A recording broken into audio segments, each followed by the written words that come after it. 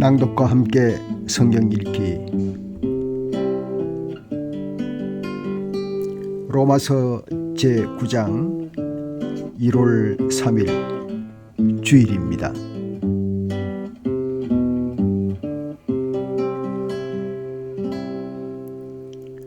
신년 예배 새해 첫 주일 아침입니다.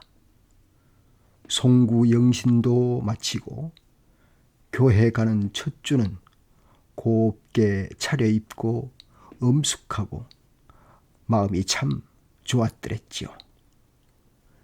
그 마음 고이 간직하며 집에 서지만 마음으로 영으로 곱게 주님께 나가 신령과 진정의 예배를 드립니다.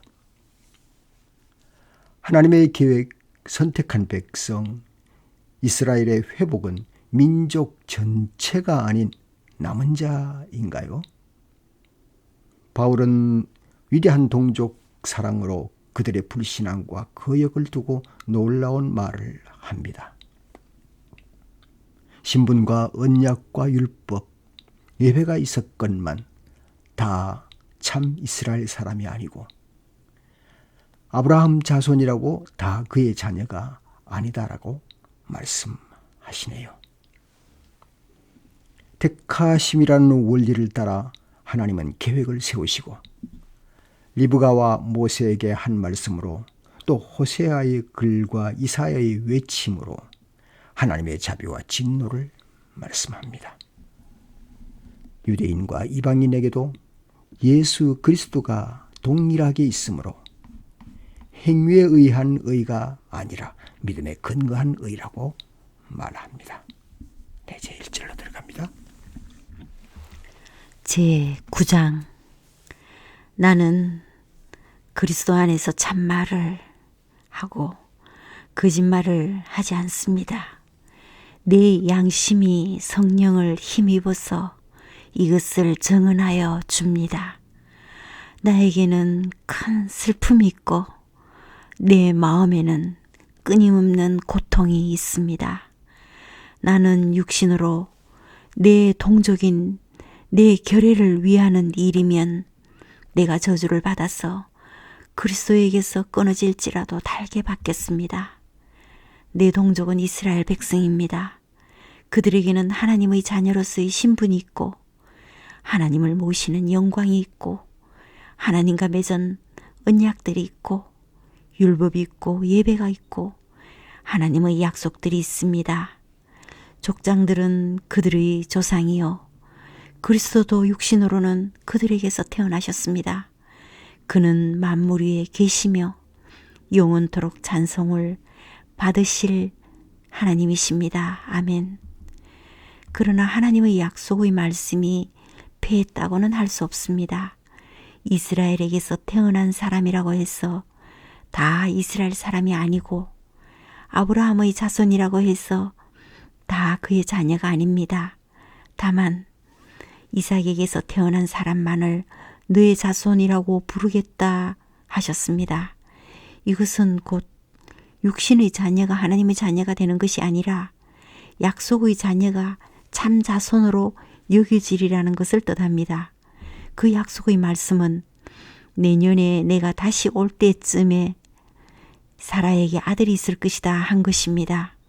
그뿐만 아니라 리브가도 우리 조상 이삭 한 사람에게서 쌍둥이 아들을 수태하였는데 그들이 태어나기도 전에 무슨 선이나 악을 행하기도 전에 택하심이라는 원리를 따라 세우신 하나님의 계획이 살아있게 하시려고 또 이러한 일이 사람의 행위에 근거하는 것이 아니라 부르시는 분께 달려있음을 나타내시려고 하나님께서 리브가에게 말씀하시기를 형이 동생을 섬길 것이다 하셨습니다.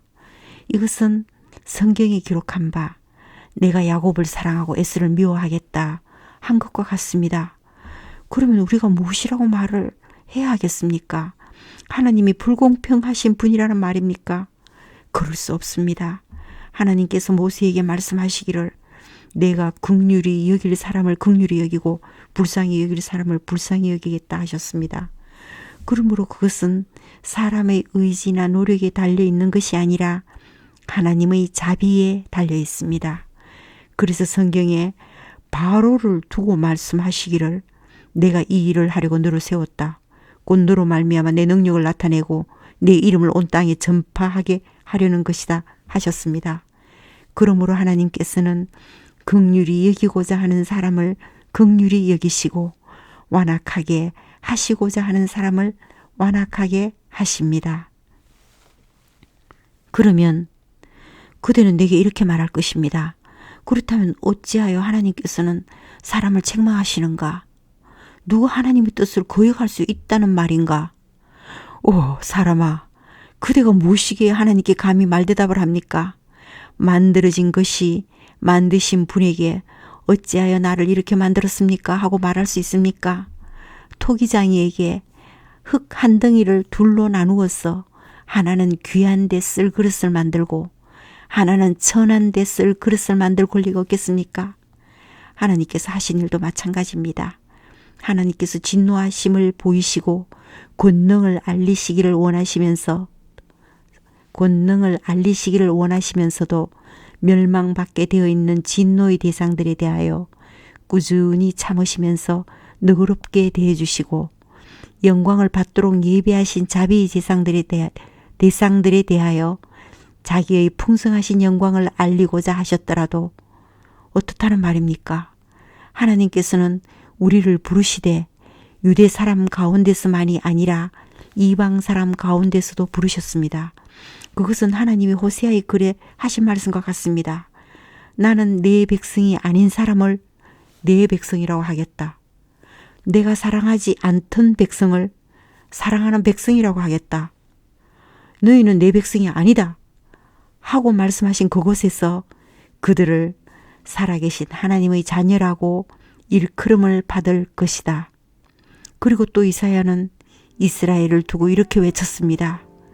이스라엘 자손의 수가 바다의 모래와 같이 많을지라도 남은 사람만이 구원을 얻을 것이다. 주님께서는 그 말씀하신 것을 온전히 그리고 조속히 온 땅에 이루실 것이다.